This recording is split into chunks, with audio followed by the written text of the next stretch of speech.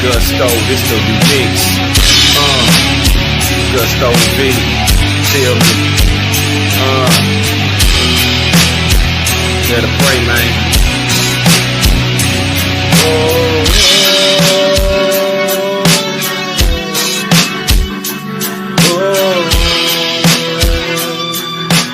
Better pray.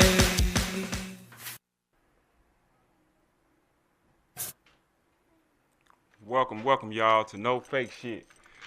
I'm your host, aka Myron, aka Gusto.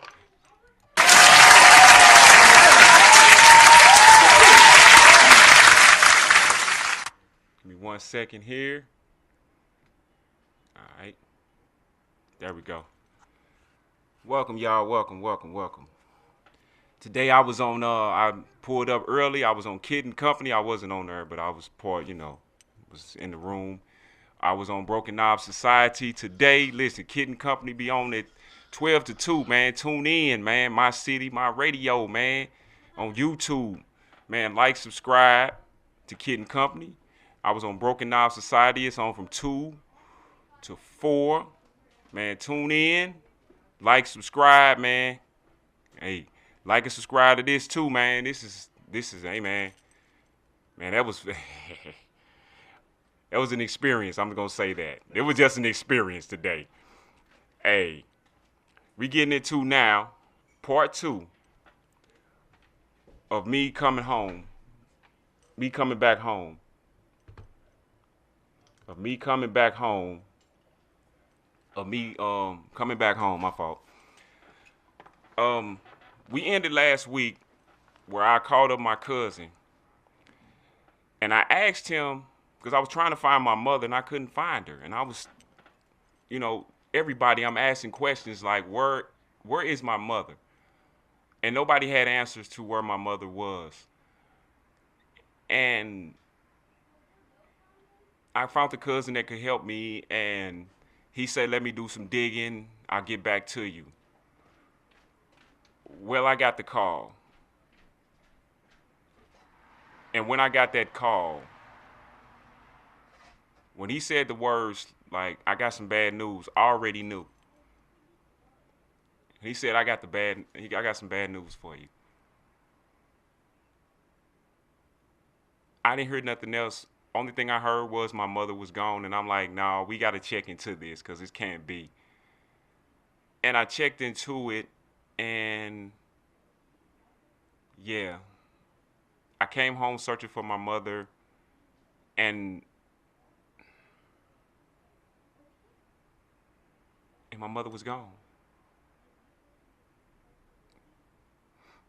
My mother died in 19, and I was still in prison. And I tell my fiance this all the time. I had a feeling in my heart.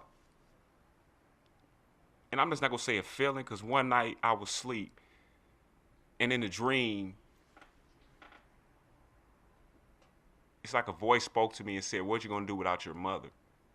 Then overwhelming, this feeling just came up over me. I can't describe it, but it came up over me. And I'm like, oh my God.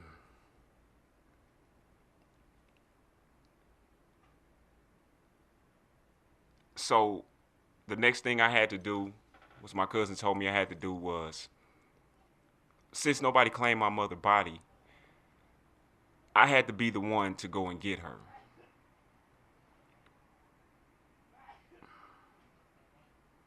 So I had to go through the things of going to the calling the coroner's office downtown and going over there on Shodo to the I forgot the name of the place. Sorry, forgive me, because my mind is, I'm just tripping off my mother right now. I had to go all the way to Washington, Missouri, and one person pulled up on me, John, my cousin. He pulled up on me, and he was like, "Well, we just got to go get her." And he took me out there with no questions asked, and I'm gonna get into what I was gonna get into that a little bit later, but as I was sitting on that drive, and one thing they said to me there when I called out there to Washington, Missouri to, you know, to find out they had her. Then they told me the proper paperwork that I needed for my mother to get her, so I per se. Then they said it was a baby. I say my mother don't have no baby, and my mama didn't have no, what the heck? And they was like, you want this child, you can have it. You know, nobody's never claimed this baby. And I try to honestly take the, I think it was a, I don't remember, I think it was a boy or a girl, I don't know which one, forgive me, because I forgot. But I was finna take it, but they was like, you have to go through the proper channels, and it's just, it would have been a whole bunch of mess. But anyway it go, when they brought my mother to me, they brought my mother in this black box, just with her ashes in a black box with her name on it. Y'all don't understand how I felt. The pain and the hurt that my mother was just in a box in ashes. That hurt more than anything, that I could not be here to give her the proper burial that she needed. That hurt the most. And then the thing came to, well, I got to take my mother home. And then they showed me where she was for the last 3 years.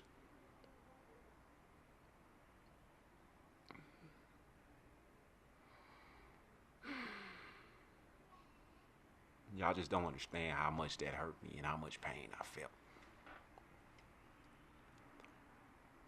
And then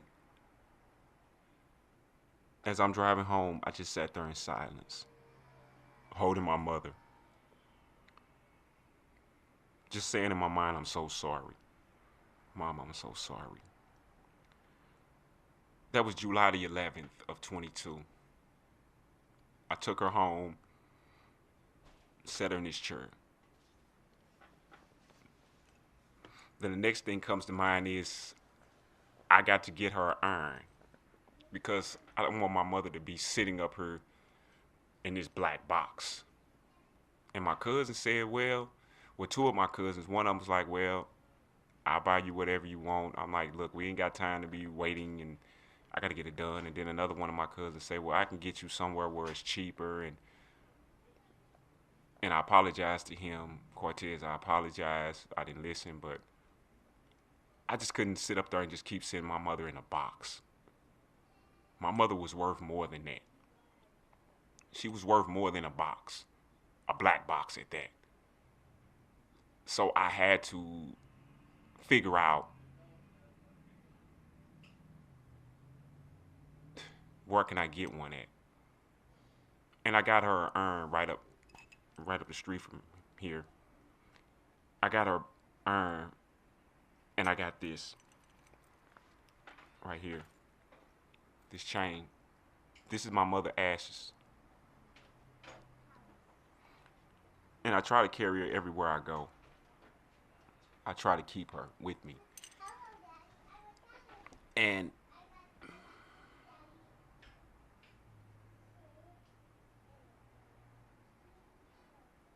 y'all don't understand the pain and the hurt because I thought I had time left to just have some little moments. And I'm not gonna get into the thing of I fell into a deep dark depression because my cousin went on me so hard and like because I wasn't listening to him and I was at that brink of, to tell you the truth, of suicide because it's like I was trying and I thought I had just enough time to be with my mother, but we don't have time left. As we think we do, we don't. And I know she's still with me, but that was one of the hurtful things when I came. One of the hurtfulest things that I went through. People don't understand. I smoked this so many packs of cigarettes, sat there and kept listening to Boys to Men. What am I gonna? That Boys to Men song, Mama. I just kept playing that song over and over again. What am I gonna do without my mama? What am I gonna do? Because my mother and my grandmama was my backbone. They were my everything. And now they're gone. What am I gonna do? And it's a song that I have. What am I gonna do without you? That I dedicated to my grandmama. My mama's got her own song too. But I just don't know what I'm gonna. It's like I don't know what I'm gonna do without y'all. And then the story goes into. So my sitting in this deep, dark depression, why'd I pick up my phone and start to look for companionship? Because a lot of people looked at me like I said on that last time. I wasn't looking for a woman or anything like that or looking for pussy. I wasn't on that mission. My mission was trying to find my mother, and then I came out in this world, and I ain't even mention it. I remember the first party that I went to, and like I said, I apologize over and over again because I'm fresh out around crowds. I'm not that good around crowds, and I got this mean mug on my face, and none of the women really want to talk to me. Nobody want to walk up to me in society because I'm walking around with this prison mentality of like, please don't come this way because I don't want to wreck nothing. And and like I say, I wasn't looking. It took me 2 months. It took me about 2 months just to get me some because, like I say, I came out in this world. I went on I hate to say it, the websites of hiring prostitutes and all that, and I got ganked out of money. So I just bagged up off the scene and just focused on what I need to focus on, finding my mother, finding a job, doing what I have to do in this program I was in. And I wasn't thinking about companionship. But one day I went on Facebook and I found this girl. I'm not gonna say she's a woman. She's a girl. I'm not gonna even give her name. I'm not gonna even give her fame on her, but she know who she is. And what I'm gonna say is this: when I met her, I'm gonna give her flowers because she helped me through a lot. She helped me through a lot, and a lot of people didn't understand. And I'm gonna get into that. But I met her, and me and her got to conversating, and we got to talking, and we honestly, it just clicked. Me and her just clicked, and we met up. I went to her house. She lived out in Jennings. So they didn't give it away. And I told her really like I feel like I didn't have no family, but I had family, but I felt like I didn't have no family because of what I was going through. Because everybody just wanted to talk bad about my mother and her drugs and all of that. Nobody don't really understand that I needed comfort from my family, the ones that love me. I needed comfort. I need somebody to talk to. I just needed somebody to just come and hold me, man. Let me know it's gonna be all right. And nobody came around and helped me. And this how this woman ended up in the picture. And I told her like I felt like I ain't had no family. And she said something to me that touched my heart and got me. She touched me and she got me. She say, you don't have to worry about it. We're your family. And it's not saying that she showed me that this was my family. Then it comes into the notion of trying to be what she wanted me to be. Because she had her two grandkids and her son. Her son was young. He was at that time probably about 10 or 11, 10 I think. And I tried to embrace them as my family. But then I told her something about my past so that it wouldn't shock her if she heard or anything. I keep it honest. That's how I am. I keep it honest. I keep it real. And most people might think my jewelry fake or whatever. So what? But when it comes to this, I keeps it real and I keeps it honest. And she asked me a question and I told her the truth. And she didn't like my answer. Like I say, I met her July the 16th. Probably by the end of August, we got intimate. You know, but then by September, this is September 22. By the beginning of September 22, I just got me a job thanks to my partner Boo. Thank you, homie. I'll never forget that. Thank you. I got my job September the 2nd, 22. And by that second week, that first week of September, things started taking a dark twist real quick. But I tried to ignore it. The first sign was I call her phone. I call her phone. No, I take it back. The first sign was I'm trying to call her, trying to talk to her, trying to text her. She's not answering. She's not doing nothing. I advise nobody in this world to do what I did. I don't have a car at the time. Only thing I got is my 10-speed bike, thanks to Tammy. Tammy's friend gave me a bike to ride to get around town. Only thing I had was a 10-speed.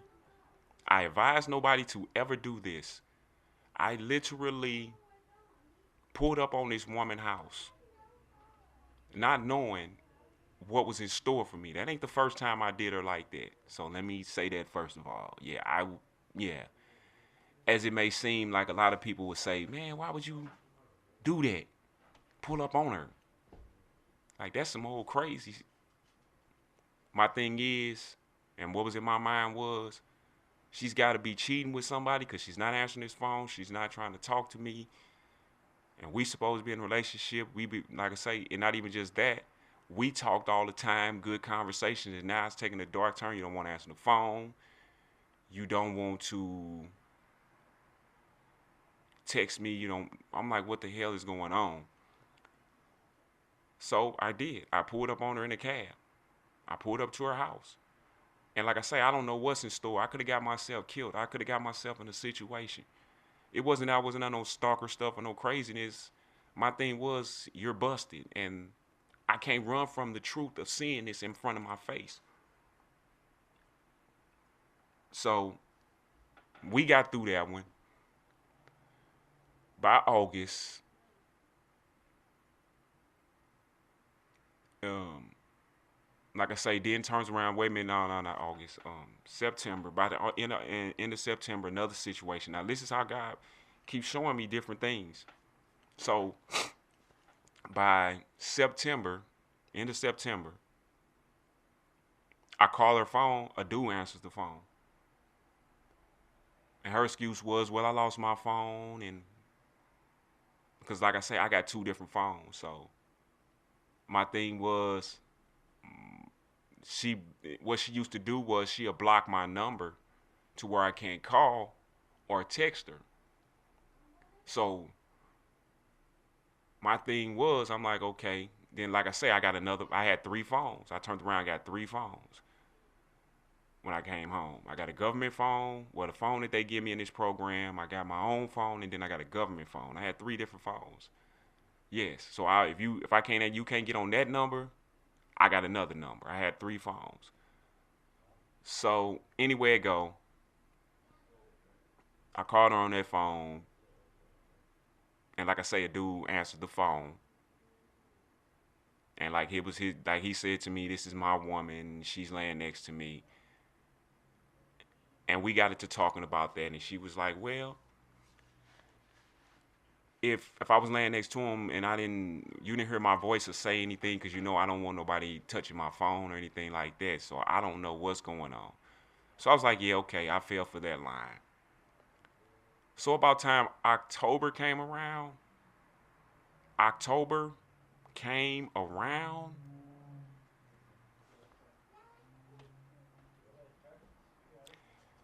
she turns around. She got to move from. She moved from one house to the south side, closer. Well, not close to me, but on the south side. So I helped her pay for everything. Um, got the moving truck.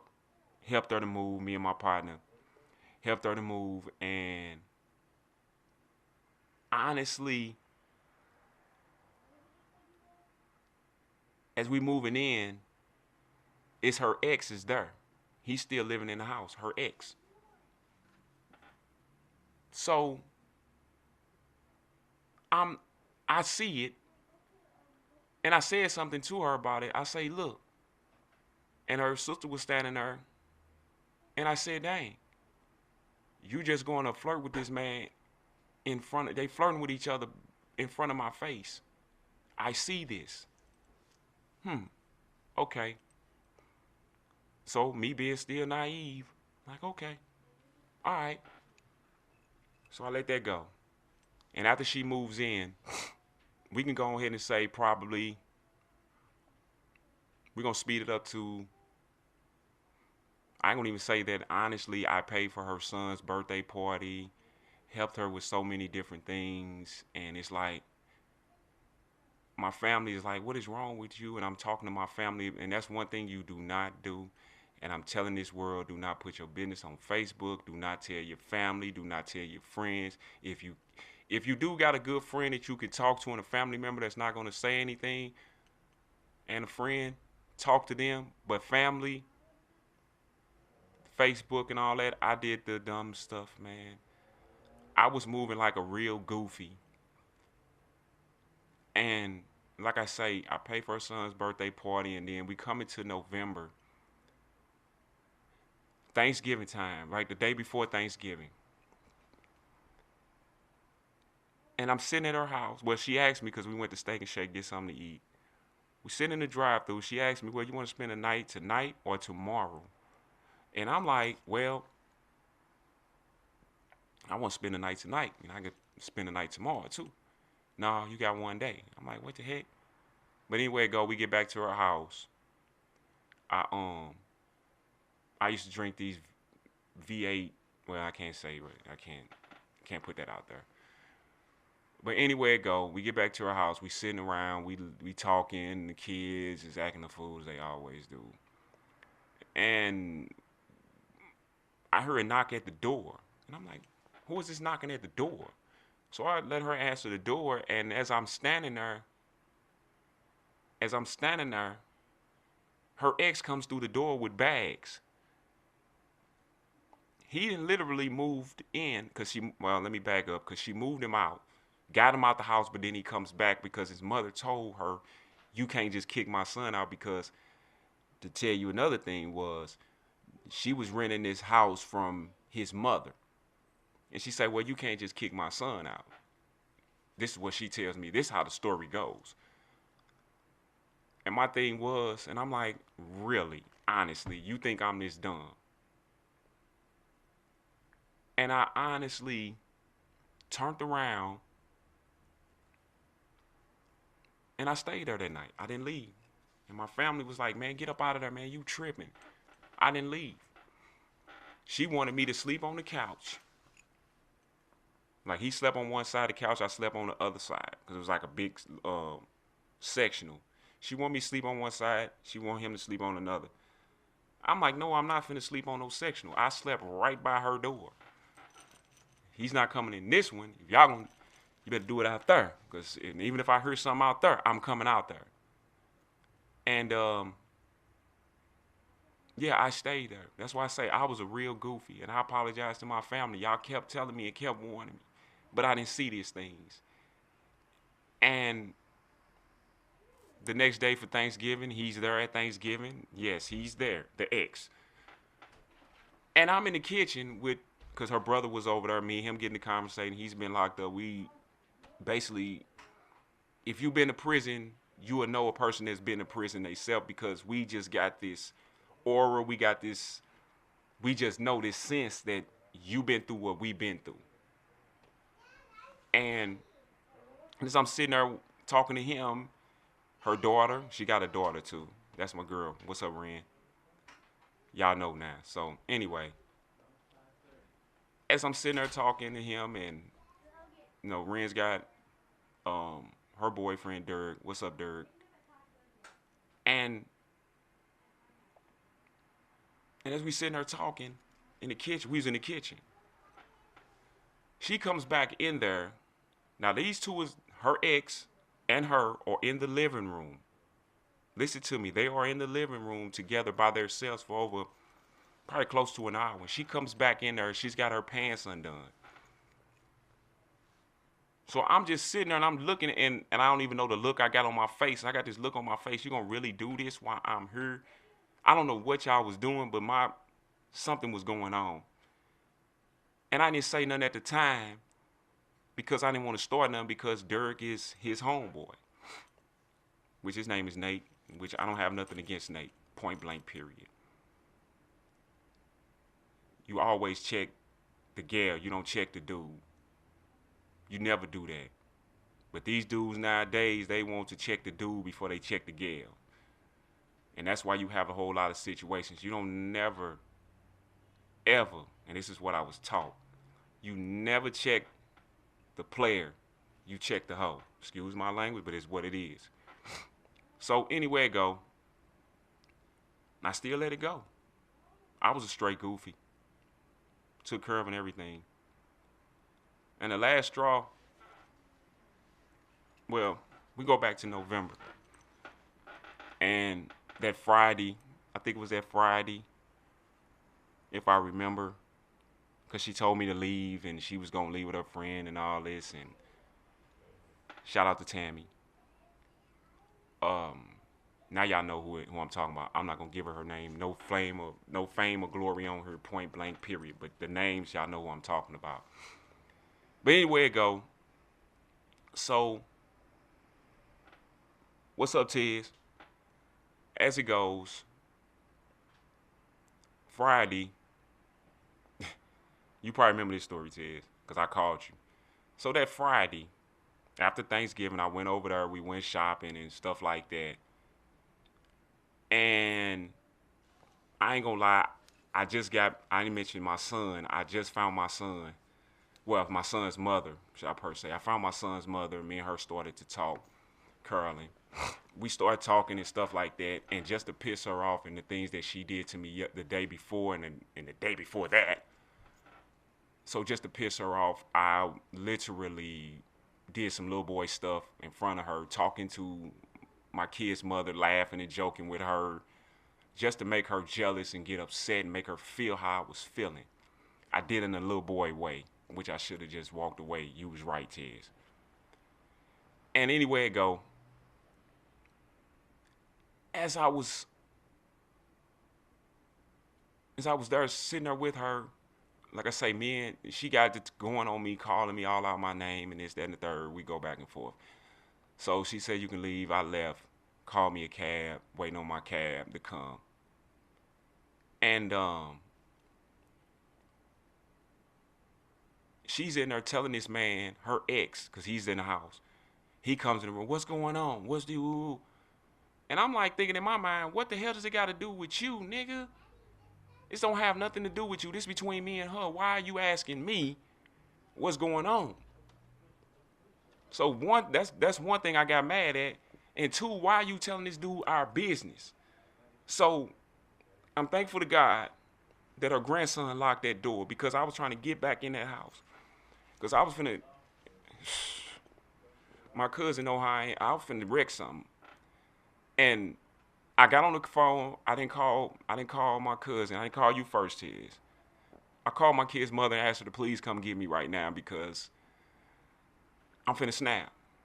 Because I don't like nobody she trying to play me, and I'm seeing what you doing. Is that you taking me for granted? And I'm pissed. And I'm finna fuck. I'm finna fuck you up. And cause I hate to say it, but this is what this not even just this is what I was taught by most of my OGs from when I was younger.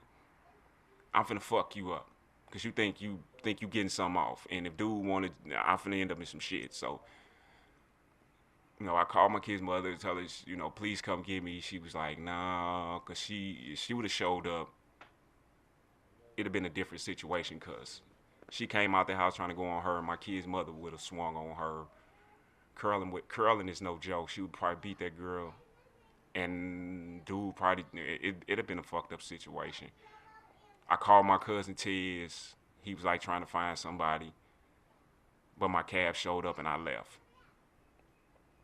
And everybody in my circle was like, "What is wrong with you? Why you keep dealing with? Do you understand what type of situation where you putting yourself in? And what is this woman got?" My cousin Cortez used to drive me all the time. He's talking about something, man. It must be that pussy or that head or something getting you, cause you tripping. I'm like, man, it's not that. It's not the sex. It's not. People didn't understand like what I was going through. You know, a lot of people didn't understand what I was going through, man. After my mother, man, I kept trying to hold on to a family that did not want to hold on to me. I'm gonna break it down to you and tell you the truth. I was trying to hold on to a family that did not want me, that did not love me. You know, I kept trying to hold on, but all she wanted to do was use me. Even if that's the thing about this world, people think like they going after the big money, and it's not the big money. They take little chunks, little bitty things add up. Because I looked up 8 months into a relationship, I didn't invested $5,000 into this woman in 8 months. She kept taking little chunks, because I kept thinking like I'm looking out for my family, and she kept knowing that she knew that. She started realizing, because I ain't even tell nobody this story, but except for my fiance. Eventually, I think it was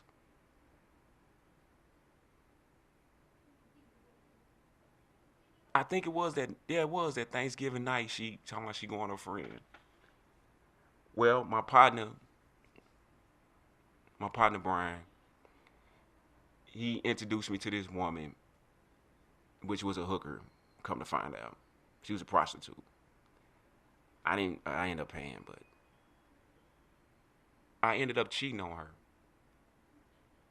So I knew it wasn't love anymore. I knew it wasn't love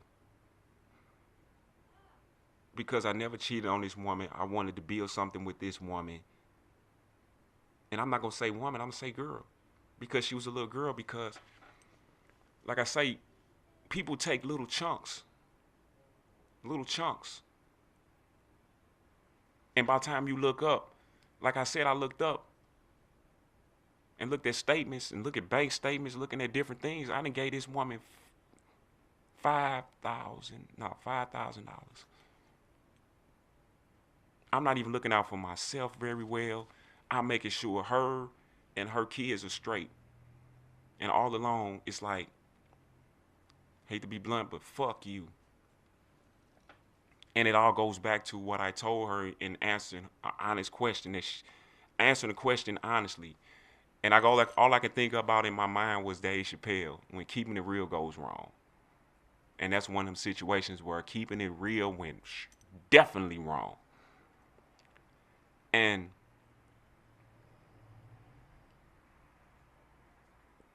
like I say, I cheated on her and they let me know the relationship was over. It was over. But I kept trying to hold on. I kept trying. And by the January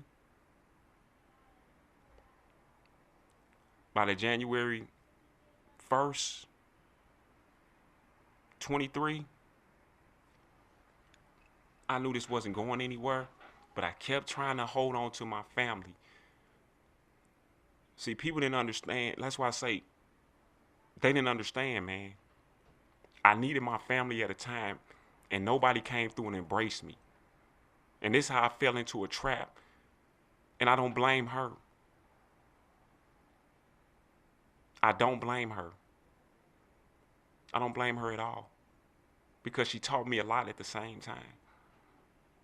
Because I'm going to say this girl here can hustle. This girl can hustle. This girl can grind. I'm telling you. She kept money. The girl can grind. She even showed me different things.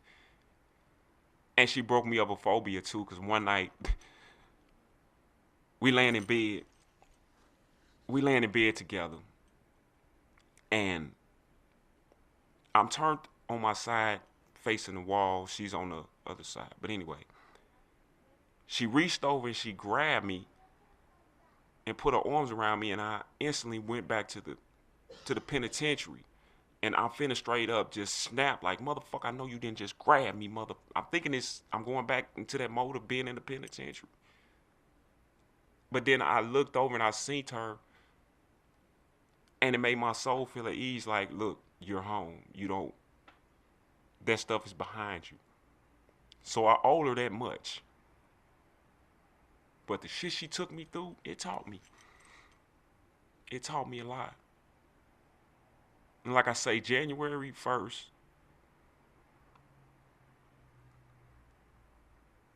of 23, we supposed to spend New Year's Eve together, me and her. And she couldn't stay in the house no more because dude literally her ex started just taking over her house. He took it over. He literally, I'm telling you what I seen. He literally just took her house over, got his partners over there. They doing whatever they want to in a place that she is paying rent at. They took over. She may sit up in there and tell a lie like, no, that ain't what happened. No, I'm telling you what I seen. Literally, he took over. And all I kept saying was just karma. I ain't even tell you the part to where, like, the day before Thanksgiving, like I explained to you, that same day that dude came in that mug. This how God works. Later on that night, she had a panic attack. This is the first time I ever seen somebody have a panic attack. This girl was straight literally beat freaking red. I didn't know what to do. I just let him. Like, he's like, look, do this, that, and the third. Took in her, got a water on her face and everything, because I don't know what to do. I never seen nobody with a panic attack. I was taught that by Nate. Thank you. Because I didn't know what to do. And I wasn't getting mad at him because he's helping her. And like I say, I don't have no things, I don't have no qualms with you. It's with her. And like I say, when I came out, man, I was straight. And like I say, January 1st, we supposed to spend New Year's, bring the New Year in. Not January 1st. Was it January 1st? No.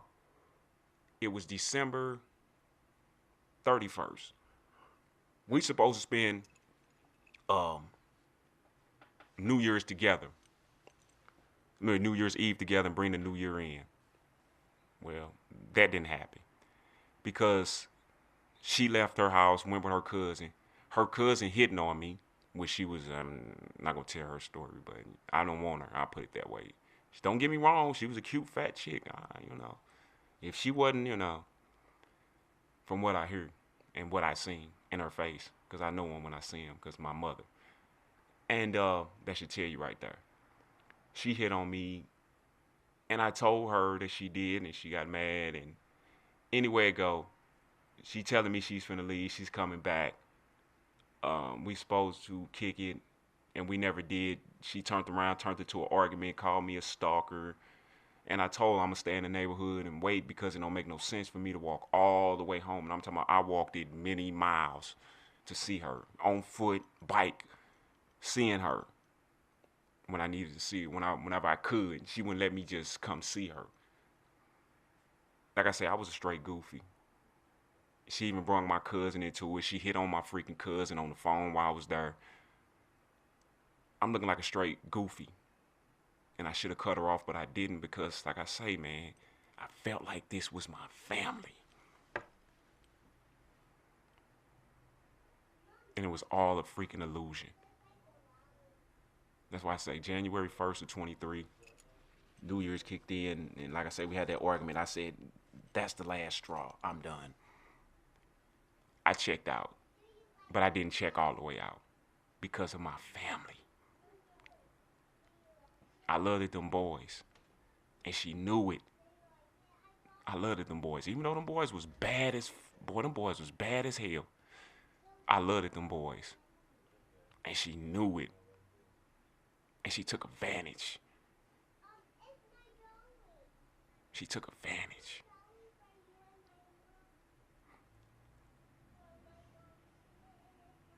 But then, this is the way God works. This takes me into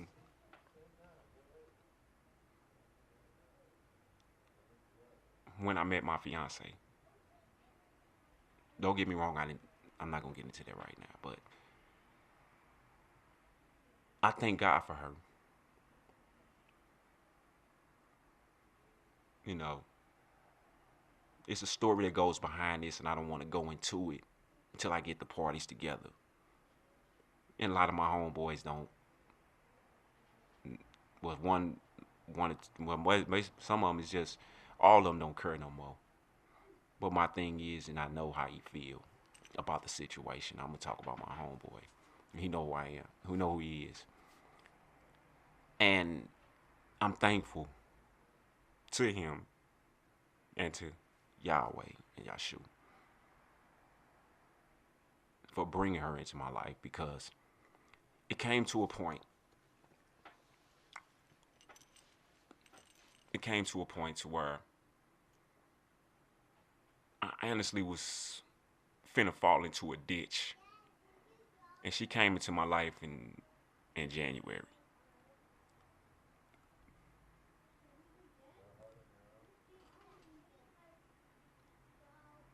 And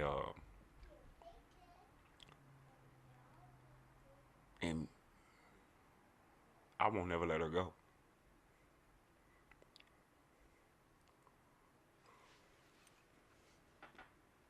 I went through,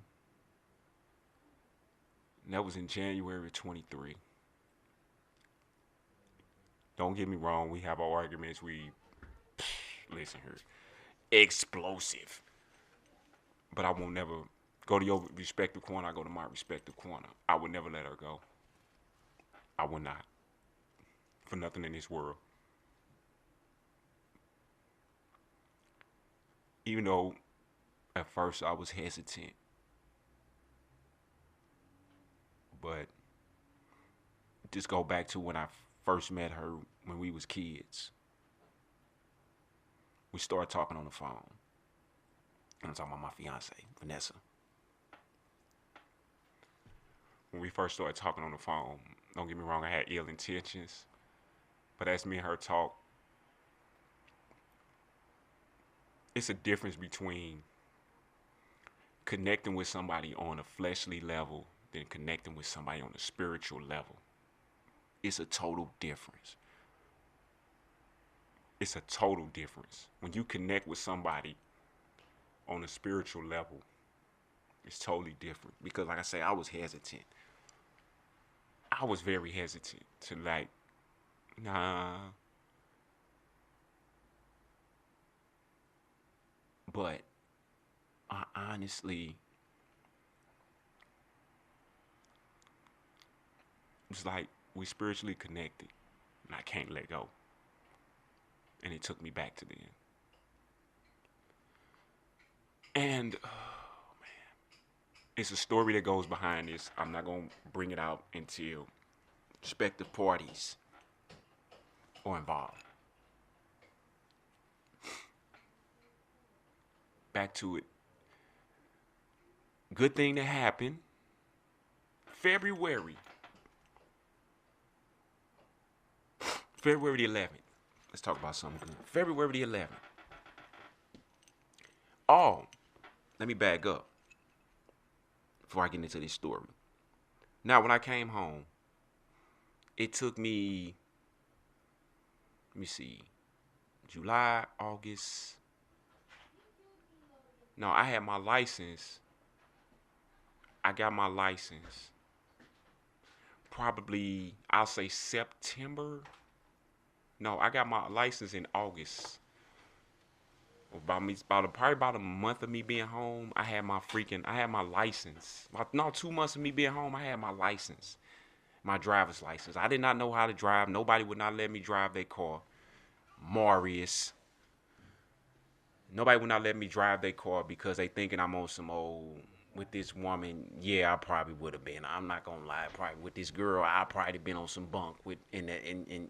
So Marius, I'm not mad at you at all, bro. And I'm kind of glad, but I couldn't get nobody to help me to get my feet back. I don't get my feet back wet driving.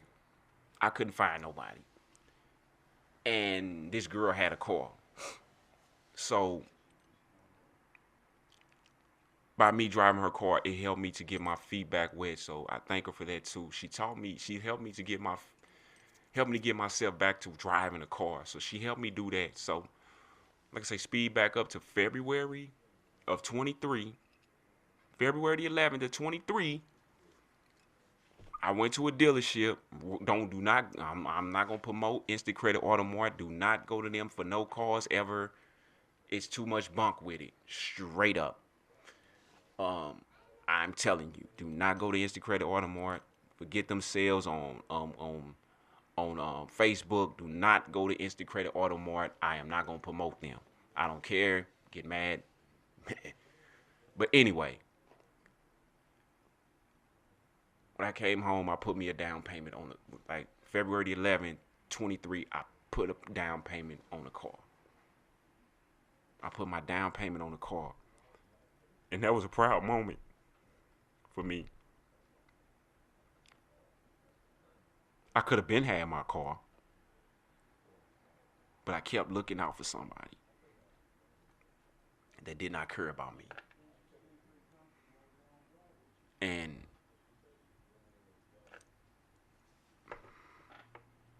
I'm thankful, man. I thank Yahweh. I thank Yahshua.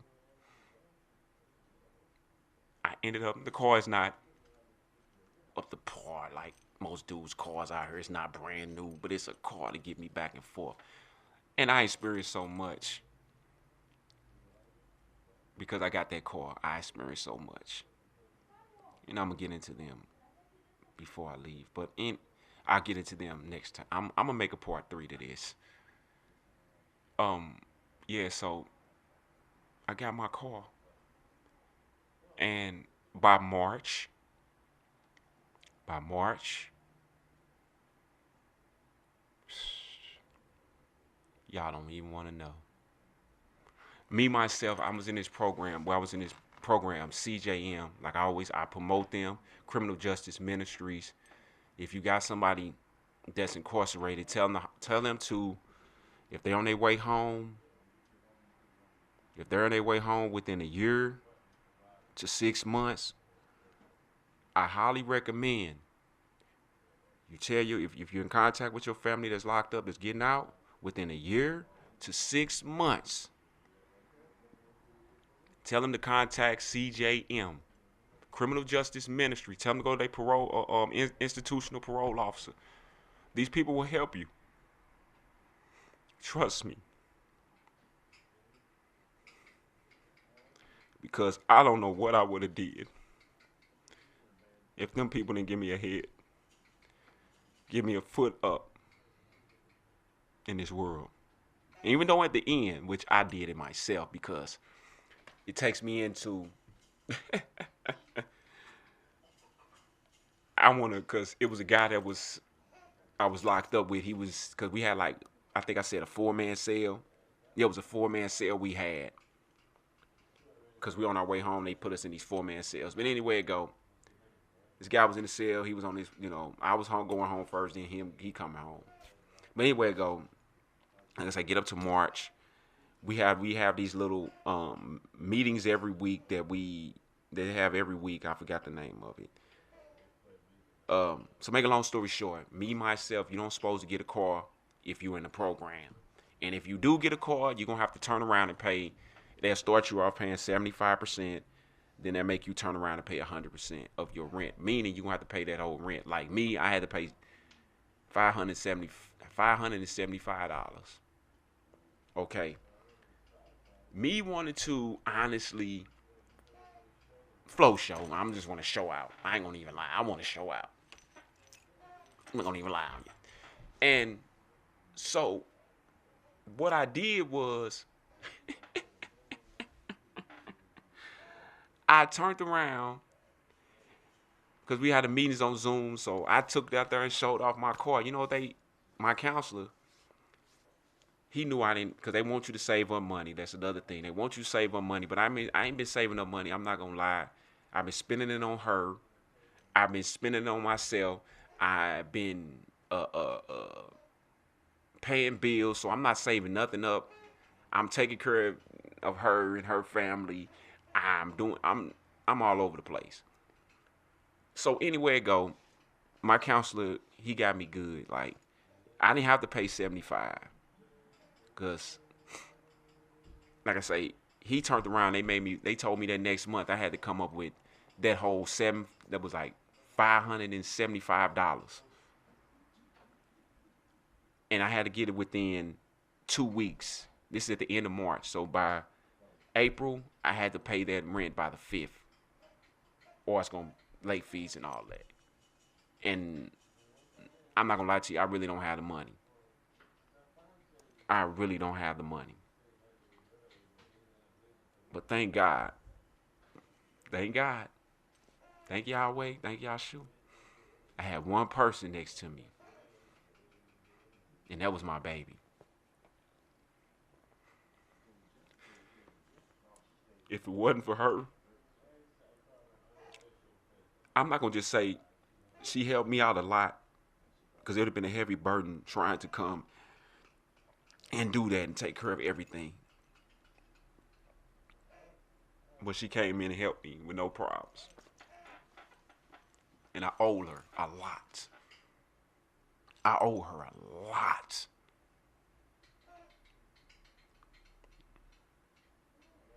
And I know I take her down through there. But I'm thankful for her.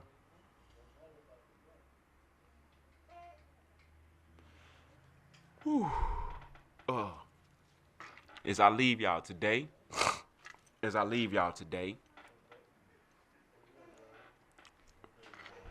Um,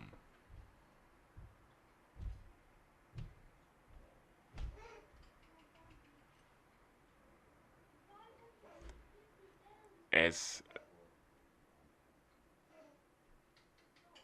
as I bring y'all, my fault. As I conclude today, man, this is no. Tune in, man. I'm gonna give y'all a part 3 to this, man. Tune in next week, man, for part 3, man. We finna do a part 3 to this, man. Me coming home, man. Part 3 next week, man. This is my no fake shit. Oh my god. I'm your host, Myron, aka Gusto. Hey, look, like, subscribe, man, on my city, my music, radio, man, on YouTube, man. Like, subscribe, man. Get the notifications when I'm on, man. It's just not me, man. My city, my music, radio, man, YouTube. Like, subscribe to it, man. Hey, listen, we got that fire, man. And tune in next week. I'm going to leave in conclusion with that one, man. Until next week, man. Hold on, get this off here. Let me get this done real quick. Okay. Get some music on here. I'm gonna play my new. I'm gonna leave y'all with my new little song here. Hold on, let me go up in here. I'm gonna go in here and find my new little hit for y'all, man. I'm gonna leave y'all with this right here. I'm gonna leave y'all with this. This is my new song. I'm apologize right now, man. That's all I'm gonna say. I'm apologize to the parties that be, but my side of the story, and let it go. Let's ride. This is no fake shit, man. Tune in next week at 4 o'clock, man.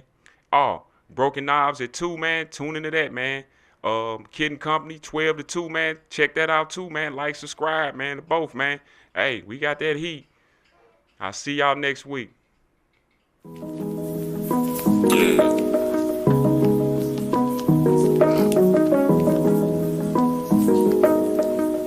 It's a story that needs to be told from my perspective. May make a lot of people